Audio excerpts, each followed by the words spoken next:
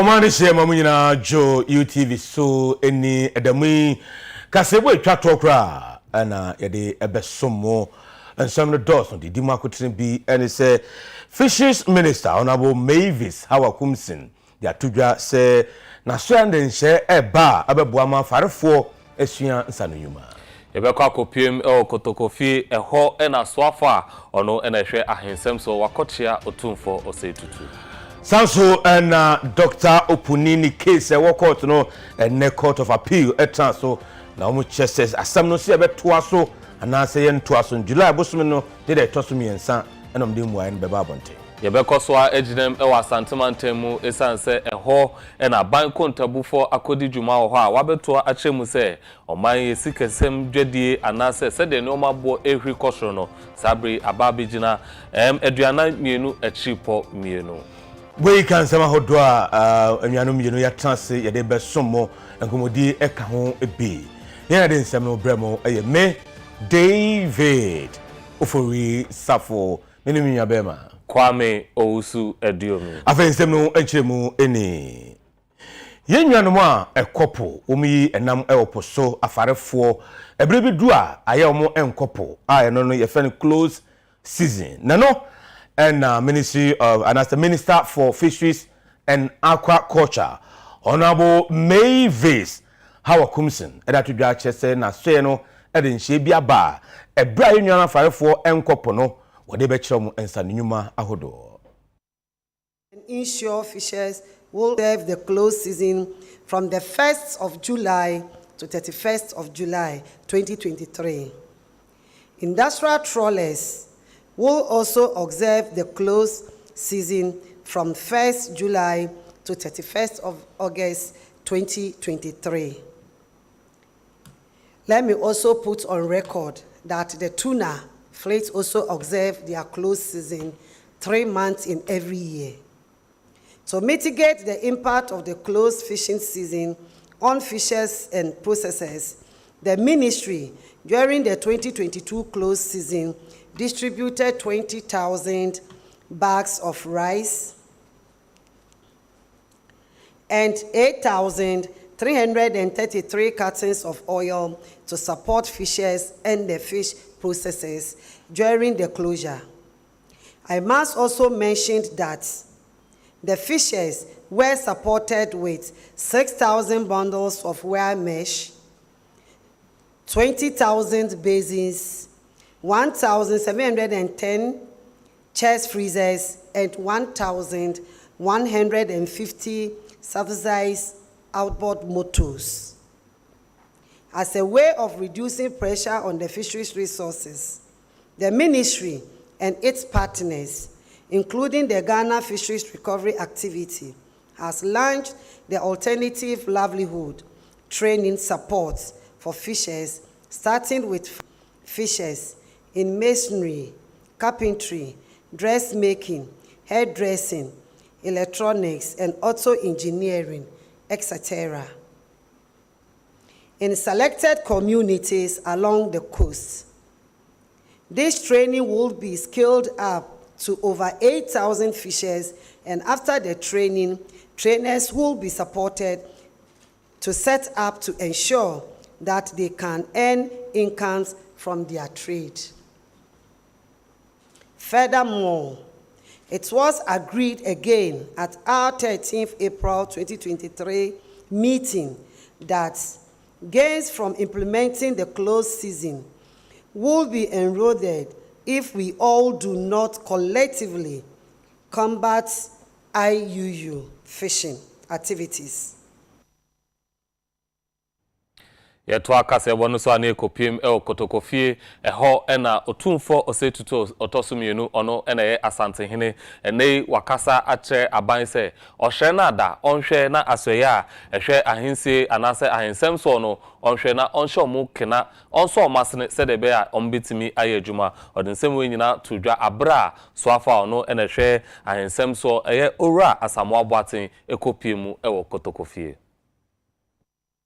Who said ministry chieftaincy no aban ma wo mu saa echigina pa no wo sika semone no pa no wo say ye no de atwa mu nyina saa na che say e be ya aban so be hu se ehun hia na National House of Chiefs, Regional Houses of Chiefs, Yama ministry no ahoden ni sika ne giapa no mo so matindi ayama na yeye na de wosi ebusa ye ho ne aban se sen wosi hu na ahenie so womfa so magana mayana ye de ye minister se bedana nanmon ne behwe ma ahenie nkoso na se man hu se minister wo tumi so otimi ko wura mu bi no ka bibi fa ahenie ho dia na megisa ye enhwe ni mu se be chiache ya na kokwa ban mu mpanyimfo kokro bi na nanane ye kopenu ansa na ya kan bibi dia I say ahini hu won faso nti abayi nipa dia ne baby Edward to say ministry na wo say hu say aban so ani wo ho be mamu de fata bia betima moye modwuma yama asante hene san etwa so ade to dwa say nansan menteme ho ase ya asore e wa himfuntam no amano hu so ye pa ya ni hina no enam se nukredie ebinimu afa entia nim se nansan we ya say ahini tokwasi e fa so nokre nkontompo so ka ho na manaba edi nokre so ne ka na mane so a wo sa asundweba say adesem so say emem so a ayiri I want to so busu adua na wo se ehunu mo nokre aka mem ne asantemem ye de ne say oba ne yi no ne abusu apanyi tedem abusu apanyi ntime na ntwema nso omo ya de create dem ne adwere ho oba no ne wotumi na mu won ne abusu apanyi na adwere ne adwena besi say kwasi mensa ne edema no esi wia ansa na pia bonto de mampanyimfo ne ekire adwen se bibia ni no ho a afa na che se onam so a okra se yedi sa no kure so a manso bia ni ho ebebe yento akase bono so na yenko the Court of Appeal ne womo ekwa setra ni nyina efa Dr. Stephen Kwabena Opuni former Chief Executive Officer at the Cocoa Board nensemo ewo court no ehom na se mowe kaya Attorney General adema my Ghana Yera Godfred Yebu Adame ekire se case no beya court entoa so na judge ahwande case no so no ekire se wo bae encheye enti asem na se beya obenya ne fapem pa no ke beya yenhye bibia se foforo na nka wontimi hu asem no mu pa na so Attorney General se ono de court enhwe na yentoa case nso nya afi ne behye bibia se foforo enti akoye twemamntwe na no ena nei the Court of Appeal ekwa asetra no wo mu ekire se yebetoa case ni so anase behye case na se foforo no onyame ya doma July abosu ne de toso miensa o mesan atrans bi no de asem no mu aye enso ababonten na ye ka Dr. Stephen Kwabena Opuni former CU edema Cocoa Board no atodwa se ebra no OACU edema Ghana Cocoa Board no oboman ka sikabi efa nsase eno ena kopie mo court a enei Court of Appeal HSS case no se ebetoa so anase behye bibia se foforo no July abosu ne de toso miensa ena wode sai gina no so no eba abonten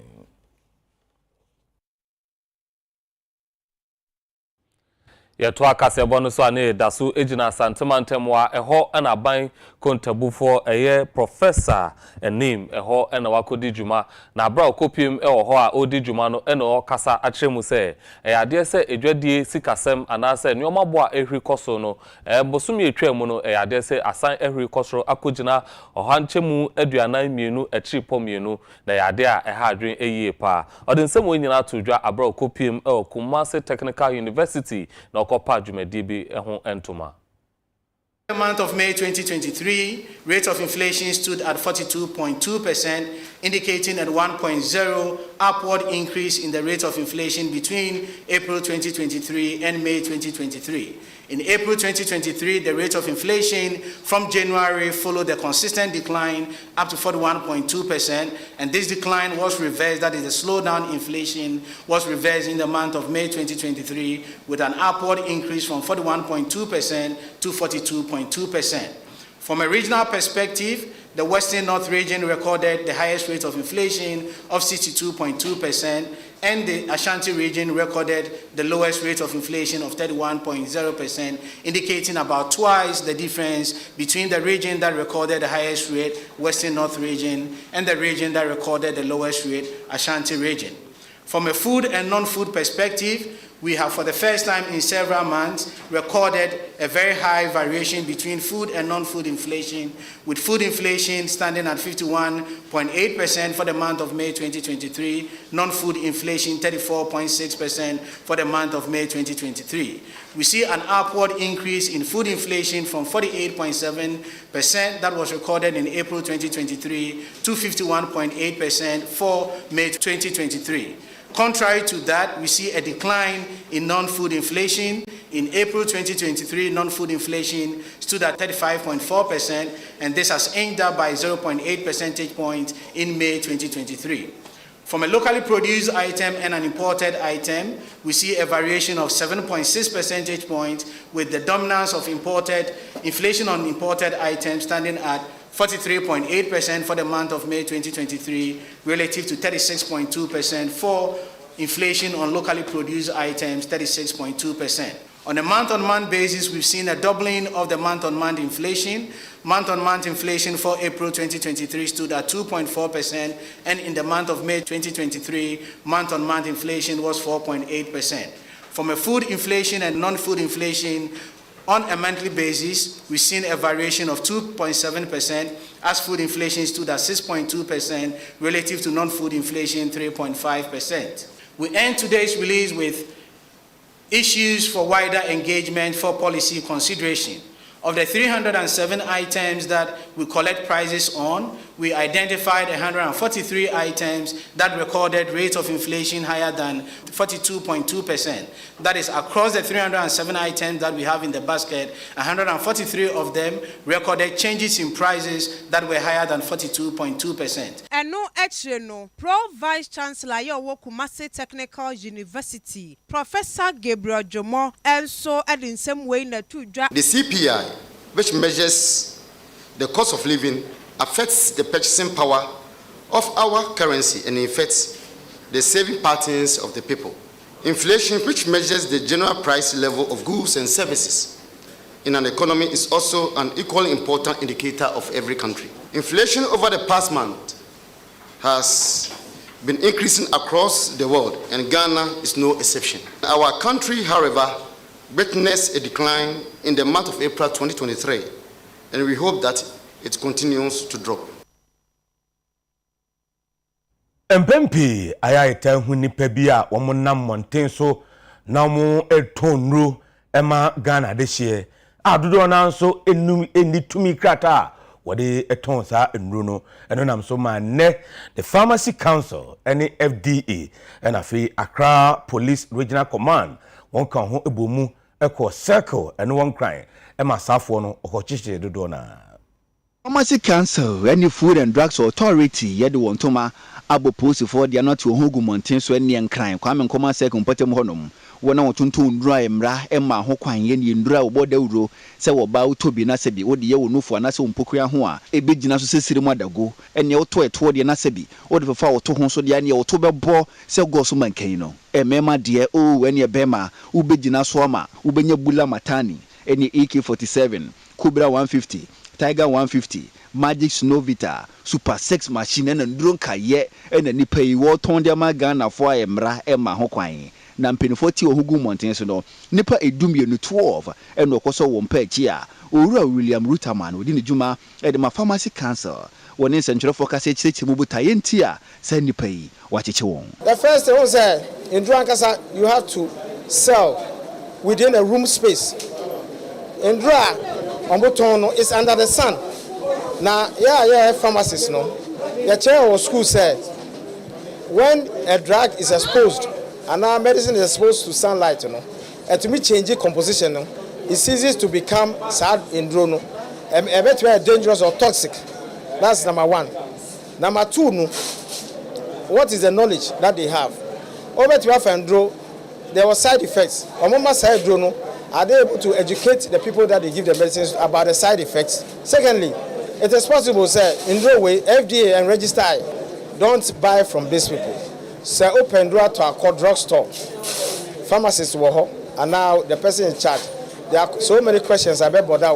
Who beside the question? Obey you one. I'm saying, say, do Ben or Ben or point to a drawing. So, I'm saying that we manage your train box and bedding, a bedroom. No be some say na say 10 cities.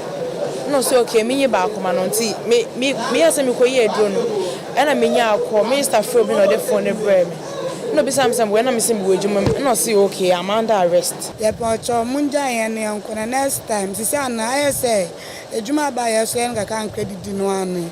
Si say na we nya akọ no boy adwuma but e bia yamfa kwa pa so na ya ton nti no aba no sante da pa choma mo yeslam pa mo fa nchen. Me ma wo ba kunte no na me ne ye adwuma na otua me kana ma de ahwe me ba. Me nya adwuma bia we ya na me ye adwuma. Me ko school me wie me nya adwuma ye. No frame so ne me ye adwuma. Na me so me baaye.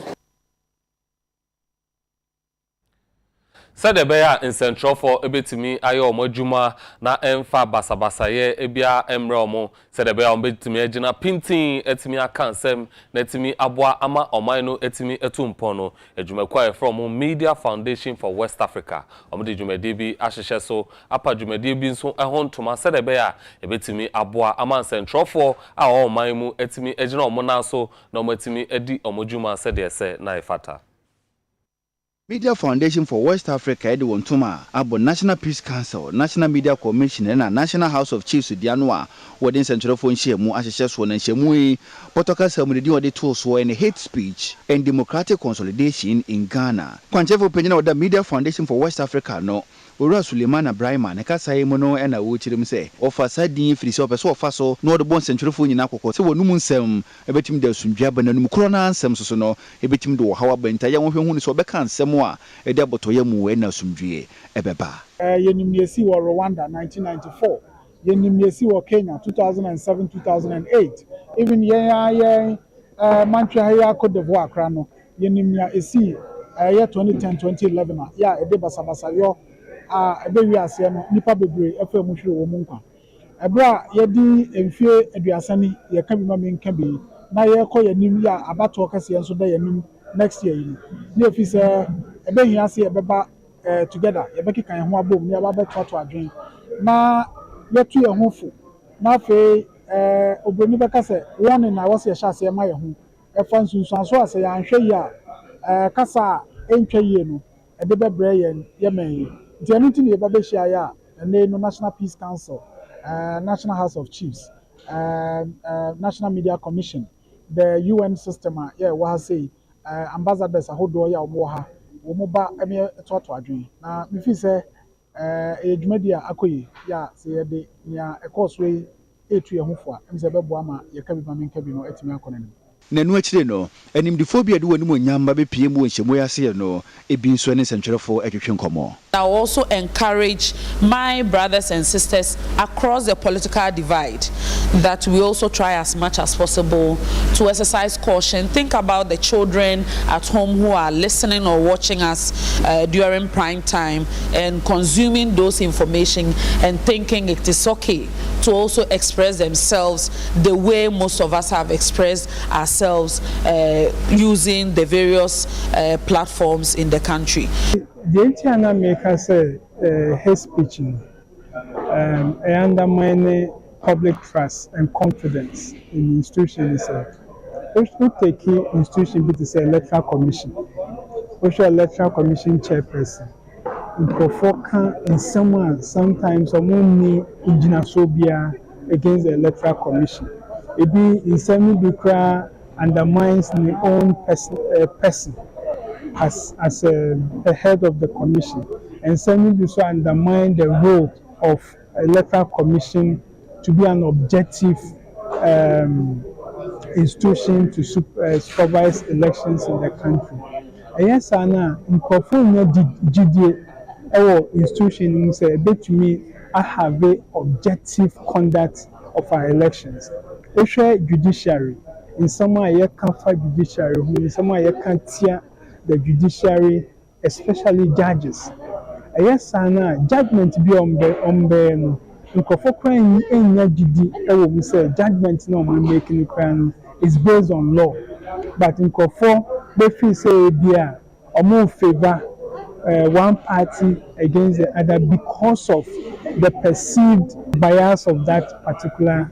judge. It's a yes and no institutional yes set say among share issues around adjudication of cases. Institutions are set up some protect your democracy. Yes, and a man for any GD. Nansei ubehwe na yatro obi dan ho se eka ode no bra bitua enyesa yadudin ebeba nkrata mu ana se yadudin ebefa social media se ode yeka ana se ubehwe no na anadwo ka bisi baabi adan ya yetete obi san se wakoje bosia ya bosia na okoje ye no enne abefo kwantempon so ya efre social media no eho ena ofae ekoje bosia esan se app bebre na aba omugina ho ede mabosia na ene David Oforisafo eni panyi bi ebetena se atwetwe nkomo afasa app no esan se Bank of Ghana ede krata aba abonten se sa enwumaku ahodo ni nyina bebre na omonkrata eni emrakwan na so omudwumadi na omudi no enya de se efa emrakwan so intimeshow we de ensore nko esan se nkomo enwuhia pa na tena se neti bi na hwe se omo a omo tatawo akoje bosia ye tatawo ye je wajina mo abo anase nsi hu na esi eka ho no ade se ano odin tie bi na ebeboa wo ye betwa ho sima ye ba David Oforisafo ne mpanifo betena se na san komo twetwe no ye ne mpanifo faso anase amanfo faso ebo amanfo apo no omatimi atwetwe ho enkomo ye dane ye ho sima ye ba odin komo twetwe no beto aso